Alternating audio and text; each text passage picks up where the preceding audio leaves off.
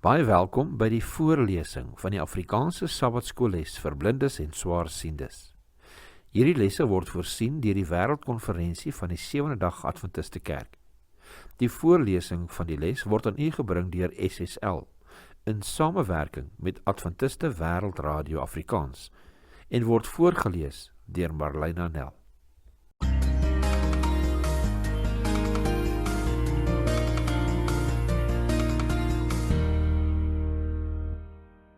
Maandag 6 Julie.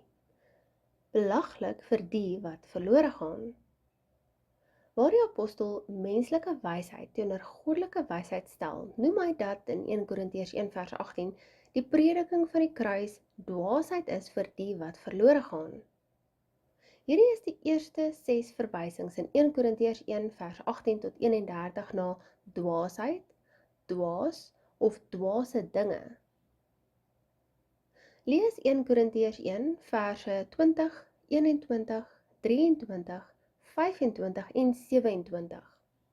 Hoe help hierdie verwysings na die begrip dwaasheid ons te verstaan wat Paulus bedoel met die stelling, die prediking van die kruis is dwaasheid vir die wat verlore gaan? Ons lees 1 Korintiërs 1 vers 20, 21, 23, 25 en 27. Want aangesien die wysheid van God, die wêreld die wysheid van God nie geken het nie, het dit God behaag om deur die dwaasheid van die prediking die wat glo te red. Maar ons verkondig Christus wat gekruisig is, 'n struikelblok vir die Jode en dwaasheid vir die Grieke. Want wat dwaas is by God, is wyser as die mense, en wat swak is by God, is sterker as die mense. Maar wat dwaas is by die wêreld, het God uitverkies om die wyse te beskaam, en wat swak is by die wêreld, het God uitverkies om wat sterk is te beskaam. 1 Korintiërs 1 vers 20, 21, 23, 25 en 27. Die koin Grieks wat in 1 Korintiërs 1 vers 18 as dwaasheid vertaal word, is moria. Hierdie woord kom slegs 5 kere in die Nuwe Testament voor, almal in die eerste sendbrief aan die Korintiërs. 1 Korintiërs 1 vers 18, vers 21 en 23, asook hoofstuk 2 vers 14 en hoofstuk 3 vers 19. Hierdie en ander aanverwante woorde kom etlike kere in die Nuwe Testament voor, waarvan die helfte in Paulus se sendbriewe aangetref word. Baie van die Nuwe Testamentiese gebruike van hierdie ooreenstemmende woorde verskyn in 1 Korintiërs.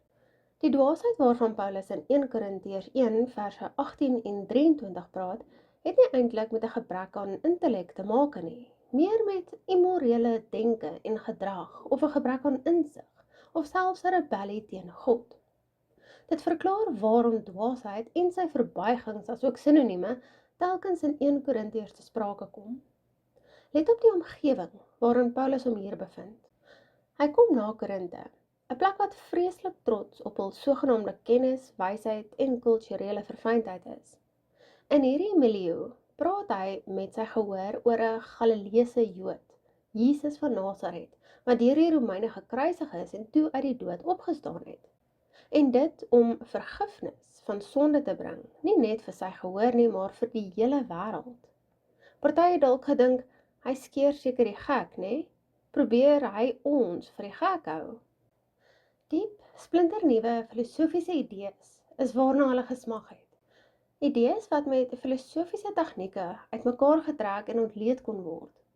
Maar die dinge wat hierdie man pas kwyt geraak het, klink na pure waansin en bog. Geen intelligente en geleerde Korintiër kon dit ernstig opneem nie. Hoe dwaas Paulus se boodskap ook al vir hierdie heidene geklink het, dit was veel erger vir party van die Jode. Die boodskap van die kruis kon hulle nie sluk nie. Watter Jood wou hoor dat Rome die langverwagte Messias gevange geneem en tereggestel het? Die Messias was veronderstel om die Romeine omver te werp, nie om deur hulle gekruisig te word nie. So uit die staanspoor het Paulus baie dinge wat teen hom tel in Korinte. Desnieteenstaande is siele, Jode en nie-Jode, vir Christus wen. Wat leer ons hieruit? Watter teenkanting ons ook al in die gesig staar, God het sy mense wat ontvanklik vir die waarheid is. Wat ons moet doen is om gereed te wees, dat God ons as sy werktuie kan gebruik om na hierdie mense uit te reik, waar hulle ook al hulle self mag bevind. Selfs in plekke wat net so sleg of dalk slegter as wat die Korinte destyds was.